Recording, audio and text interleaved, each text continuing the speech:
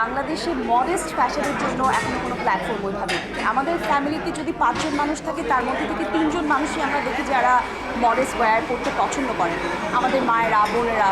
তো সেই জায়গা থেকে এটা একটা বিগ প্ল্যাটফর্ম, নিশ্চয়ই এটা সবার দৃষ্টি আকর্ষণ করবে। বাংলাদেশ এবং বাংলাদেশের সংস্কৃতিটা আমাদের আসলে ধারণ করা উচিত।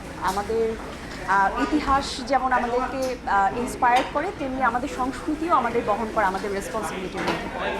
নতুন কোনো কিছু অথবা সুন্দর কোনো কিছুর আবহে যেন আমরা আমাদেরকে ভুলে না যাই, সেই প্রত্যাশাই আসলে আমার থাকে এবং ওই জিনিসটা আমি নিজেও ফলো করবার চেষ্টা করি। আমি মডেস্টি নিয়ে অনেক বছর আগে থেকে কাজ করি, কিন্তু শুরু করাটা 6 মাস।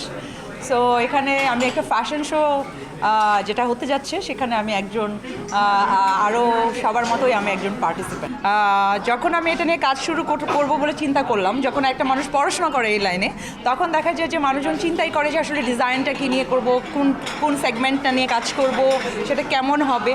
সো আমি তখন চিন্তা করলাম যে আমি কেন না, যে বাংলাদেশে এত বড় একটা 80% মানুষ ফ্যামিলির যদি 5টা মেম্বার থাকে, দেখা যায় যে মহিলা মেম্বার থাকে বা ছেলে মেম্বার থাকে, দেখা যায় যে 5 জনের মধ্যে 3 জন বা 2 জন আমাদের কেউ মা খালারা, কেউ না কেউ মডেস্টি নিয়ে কাজ মানে ওয়্যার পরে একটা বয়সের পরে গিয়ে আমরা পড়ি, যেহেতু আমরা মুসলিম কান্ট্রি। সো ওই কনসেপ্টটা, ওটা একটা বিগ একটা ক্রাউড, ওই চিন্তা করে আমি ভাবলাম যে এই সেকশনসটা নিয়ে যেহেতু আমি নিজেও পড়ি, সো এটা নিয়ে আমি কাজ করা শুরু করে। এই বাংলাদেশে খুব কম সংখ্যক মানুষই, সবসময় আমরা গ্ল্যামার সব কিছু নিয়েই চিন্তা করি, কিন্তু সব সেক্টরই অনেক ভালো করছে।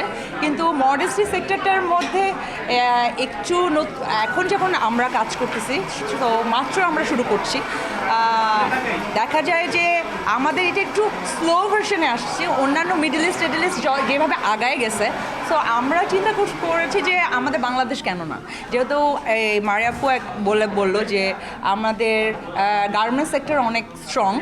সো আমাদের বরঞ্চ দেখা যায় যে ম্যাক্সিমাম দেশের বাইরে যখন আমরা যাই, তখন দেখা যায় যে ম্যাক্সিমাম আমাদের প্রোডাক্ট মেড ইন বাংলাদেশ। হ্যাঁ, কিন্তু আমরাই বাংলাদেশিরা দেখা যায় যে এই সেক্টরে, মডেস্টি সেক্টরে অনেক পিছায়। সো এই যে ঢাকা মডেস্ট এক্সপো যেটা হতে যাচ্ছে, এটা থেকে আমার মানে ধারণা এখান থেকে অনেক ট্যালেন্ট বের হয়ে আসবে।